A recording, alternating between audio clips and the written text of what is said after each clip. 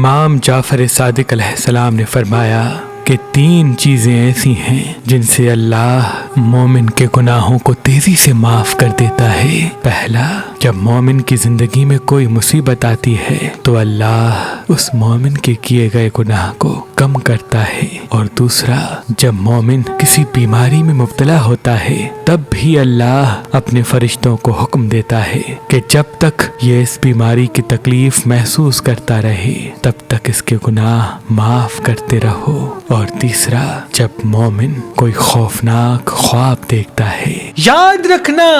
جب کوئی مومن خواب میں ڈرتا ہے، پریشان ہوتا ہے، تو اللہ اتنا کریم ہے کہ مومن پہ اس خوف اور ڈر کے عوض اس کے گناہوں کو کم کرنا شروع کر دیتا ہے، کیونکہ اللہ یہ چاہتا ہے کہ مومن جب قبر تک پہنچے تو وہ اس طرح سے ہو جیسے وہ ماں کے پیٹ سے ابھی نکلا ہے۔ تو کسی نے عرض کیا، اے نواسۂ رسول، پتہ کیسے چلے کہ ہم مومن ہیں یا مومن نہیں؟ امام جعفر صادق علیہ السلام نے فرمایا، جو انسان گناہ کرنے کے بعد اللہ سے ڈرتا ہے، معافی مانگتا ہے، وہ مومن ہے، اور جس انسان کو گناہ کرنے کے بعد پشیمانی کا احساس نہیں ہوتا وہ مومن نہیں۔